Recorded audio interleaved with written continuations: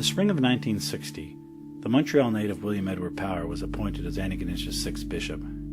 A former vice-chancellor of the Archdiocese of Montreal, Bishop Power had worked closely with the Young Christian Workers movement, had managed Montreal's Catholic Men's Hospital, and Rome hoped that he would continue the work of the Antigonish movement throughout eastern Nova Scotia.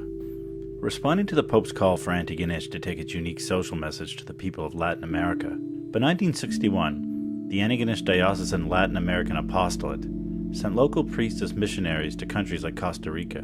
Once the need for priests in the Central American Republic of Honduras became apparent, the diocese also organized an apostolate for that nation, which lasted until 1975.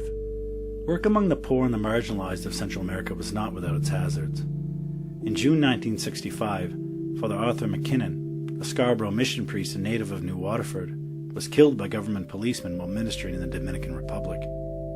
Younger men like Father Vernon Fougier of Petit de Gras, who later became Bishop of Charlottetown in 1991, followed these examples of sacrifice, learning Spanish and ministering in Latin America.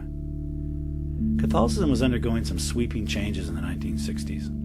In the autumn of 1962, the Second Vatican Council was opened under Pope John XXIII. It closed 3 years later under Pope Paul VI on the Feast of the Immaculate Conception. Vatican II brought many changes to the local church.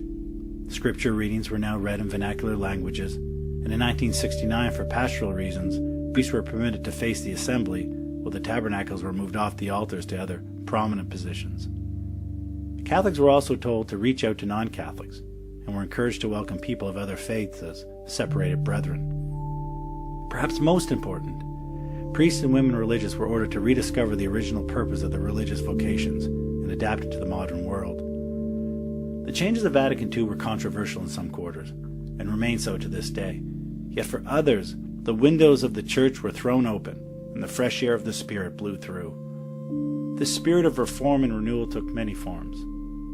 In the 1970s, local Catholics were involved in the charismatic renewal as a new means of further encountering Christ. In the summer of 1970, Father John Alexander MacLeod began a prayer group at St. Michael's Parish in New Waterford. By 1979, some 800 similar prayer groups worshipped across Canada.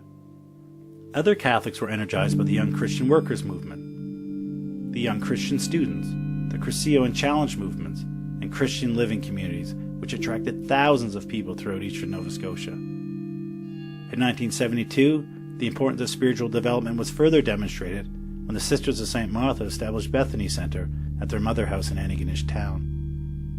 Later in September 1979, the Congregation of Notre Dame's former convent in Mabu was reopened as the St. Joseph Renewal Centre, which provided marriage preparation courses, days of reflection, and retreats. Although by the 1970s many institutions, schools and hospitals, remained ostensibly Catholic, it was increasingly impossible for the Diocese of Antigonish to build new social infrastructure.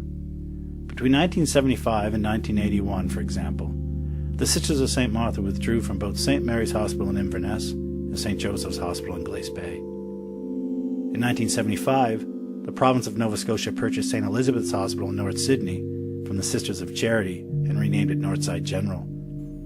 As federal corporations assumed more control over the regional economy, the church looked for other means of serving the people.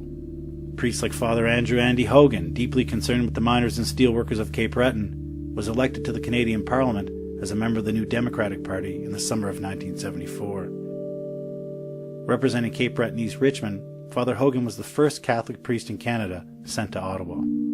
Through the Cenevex Extension Department, clergymen like Father George Topshee, Father William Roach, and Father John Capstick also made names for themselves, advocating for economic development and social change. In 1970, the Conference of Atlantic Bishops proclaimed the Church's obligation to establish a kingdom of justice. 10 years later, during the Lenten season of 1980, the diocese introduced a program of reflection and dialogue, leading to action on the inequalities within Atlantic Canadian society. The Antigonish Diocesan Charities was staffed by the Sisters of St. Martha and clergymen like Father John Webb, while Father Vernon Boutlier served as Executive Director of Family Services of Eastern Nova Scotia, which was funded generously by the parishes and the local congregations. Yet despite this continued activity, by the 1980s, Antigonish faced a rapid decline in religious vocations. Throughout the 1970s, many women religious throughout the country left their congregations to serve God's kingdom in other capacities. And in 1972, for the first time in the congregation's history, the Sisters of St. Martha did not receive a candidate into the novitiate. Of course, many other women religious remained active in the community as social workers, nursing instructors, and teachers. In the early 1980s, more than a dozen parishes welcomed and sponsored Vietnamese refugees into their communities. In 1986, the Halifax priest, sociologist, and columnist of the Halifax Chronicle-Herald, Father Colin Campbell, was made the 7th bishop of the diocese. By the late 1980s, Catholics were interested in lay formation as a means of achieving a better understanding of the Christian vocation. In other words, the faithful were meant to live and spread the gospel. In 1991, the first lay president of Son of X, Dr. David Lawless, attempted to reinforce the Catholic character of that institution and held a number of faith development seminars on campus. In 1994, the diocese celebrated its 150th anniversary. A committee of volunteers from throughout the diocese spent 2 years planning the celebration that honored our history and ongoing evolution. But the greatest challenges were yet to come. In 2003, Bishop Raymond Loughy was installed as the diocese's 8th bishop. That same year, Catholics came forward to tell of their harrowing experiences as victims of sexual abuse by some members of the local clergy. The class action suit launched by abuse victims and their families against the diocese and priests in its service was settled in August 2009, but at a tremendous emotional and financial cost. Savings were taken from parishes to help pay the settlement. Properties were put up for sale. A month later, in September 2009, the bishop who had approved the $16 million settlement was himself led away in handcuffs, facing charges of possession of child pornography. In November 2009, Bishop Brian Dunn, a native of Newfoundland and auxiliary bishop of the Diocese of Sault Ste. Marie, Ontario, faced the difficult task of replacing Loughy as the spiritual head of Antigonish. In the meantime, between 2007 and 2012, 11 parishes were closed. While all churches are important to the communities that they serve, churches like St. Alphonsus in Victoria Mines, St. John the Baptist in New Aberdeen, and St. Agnes in New Waterford had great historical significance.